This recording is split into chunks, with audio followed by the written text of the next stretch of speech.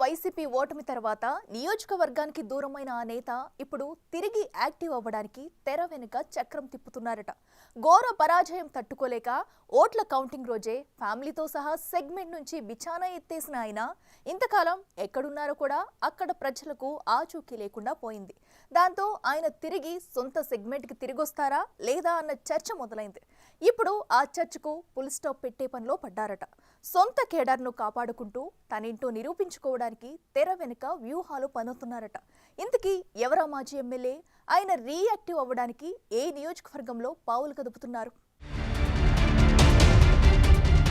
కృష్ణా జిల్లా గన్నవరం మాజీ ఎమ్మెల్యే వల్లభనేని వంశీ నోటి దూకుడుతో అత్యంత వివాదాస్పదమైన నేతగా పాపులారిటీ సొంతం చేసుకున్న మాజీ ఎమ్మెల్యే. టీడీపీ నుంచి పొలిటికల్ ఎంట్రీ ఇచ్చి విజయవాడ ఎంపీగా పోటీ చేసిన ఆయన ఓటమి పాలయ్యారు. తర్వాత గన్నవరం టీడీపీ ఎమ్మెల్యేగా వరుసగా 2 సార్లు విజయం సాధించారు. 2019లో రెండోసారి గెలిచాక టీడీపీ అధికారంలోకి రావడంతో తన దారి తాను చూసుకుని వైసీపీ చంకకు చేరారు. మళ్లీ వైసీపీనే అధికారంలోకి వస్తుందన్న ధీమాతో టీడీపీ ముఖ్య నేతలపై ఇష్టానుసారం నోరు పారేసుకుంటూ చెలరేగిపోయారు.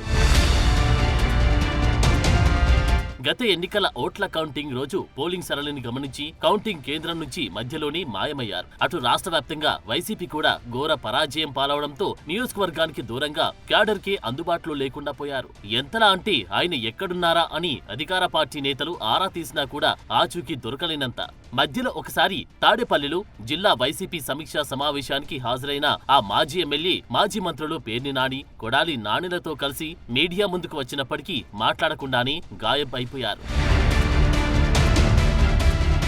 వల్లభనేని వంశీ కోసం 7 నెలలుగా ఇటు సొంత పార్టీ నేతలు అటు అధికార పార్టీ నేతలు ఎంత ఆచూకీ తీసినా ఎక్కడ ఉన్నారో కూడా కనిపెట్టలేకపోయారు. టీడీపీ ముఖ్య నేతలతో పాటు చంద్రబాబు ఫ్యామిలీపై ఇష్టం వచ్చినట్లు నోరు పారేసుకున్న వల్లభనేని వంశీపై తెలుగు తమ్ముళ్లు ఆగ్రహంతో రగిలిపోతున్నారు. ఎన్నికల ఫలితాలు వెలువడగానే విజయవాడలోని ఆయన ఇంటిపై దాడికి కూడా ప్రయత్నించడంతో పోలీసులు ఎంటరై పరిస్థితి చక్కదిద్దాల్సి వచ్చింది. గన్నవరం టీడీపీ కార్యాలయంపై దాడి కేసులో A71 గా వంశీని ఎలాగైనా అరెస్టు చేయాలని పోలీసులు విశ్వ ప్రయత్నాలు చేసినా ఆయన దొరకలేదు. ఆ కేసులో వంశీ మినహా అందరినీ పోలీసులు ఇప్పటికే అరెస్టు చేశారు. అయితే వంశీ మాత్రం ఎక్కడున్నారు అటు పోలీసులకు ఇటు టీడీపీ నేతలకు అంతుచిక్కలేదు.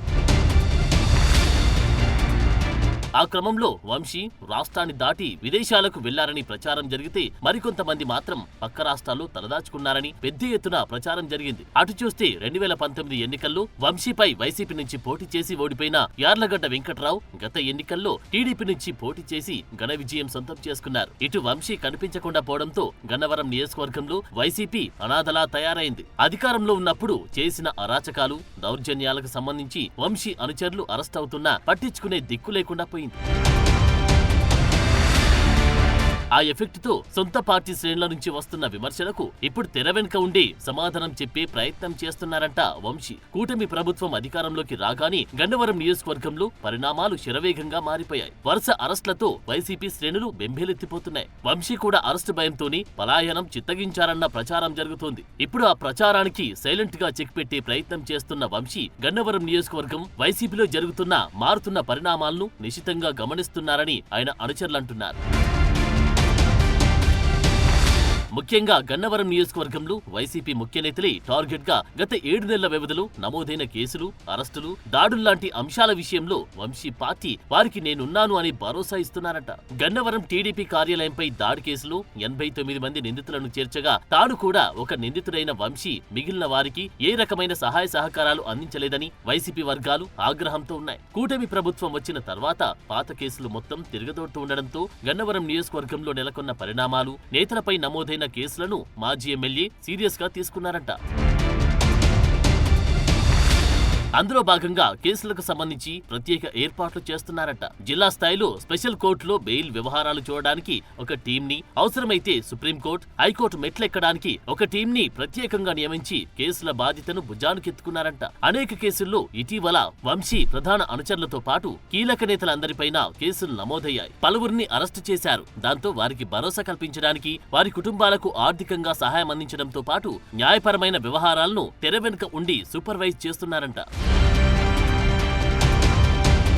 నోరు జారి వంశీ చేసిన విమర్శలు అప్పట్లో పెద్ద కలకలమే రేపాయి. వంశీ ప్రోద్బలంతో గన్నవరం నియోజకవర్గంలో జరిగిన దాడులకు ప్రస్తుతం వైసీపీ శ్రేణులు మూల్యం చెల్లించుకుంటున్నాయి. వంశీ సైతం కేసుల చట్రంలో ఇరుక్కున్నారు. దాంతో ఆయన నియోజకవర్గానికి ముఖం చాటేస్తున్నారు. అయితే దీర్ఘకాలంగా క్యాడర్ కి అందుబాటులో లేకుండా పోతే రాజకీయంగా అసలుకే ఎసరు వస్తుందనుకున్నారు ఏమో. వంశీ తిరిగి యాక్టివ్ అవడానికి గ్రౌండ్ ప్రిపేర్ చేసుకుంటున్నారంట. తనతో పాటు వైసీపీ వారిపై పెట్టిన కేసులకు సంబంధించి న్యాయ నిపుణులతో చర్చిస్తూ వాటి నుంచి బయటపడే పనిలో ఉన్నారంటున్నారు.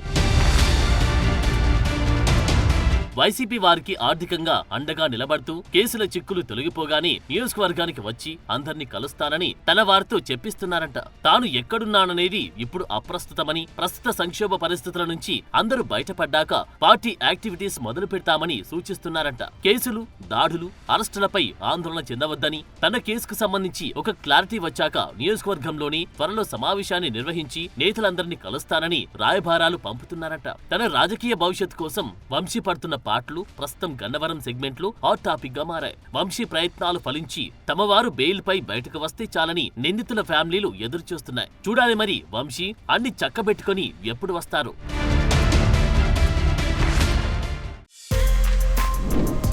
For more videos like this, subscribe Big TV channel.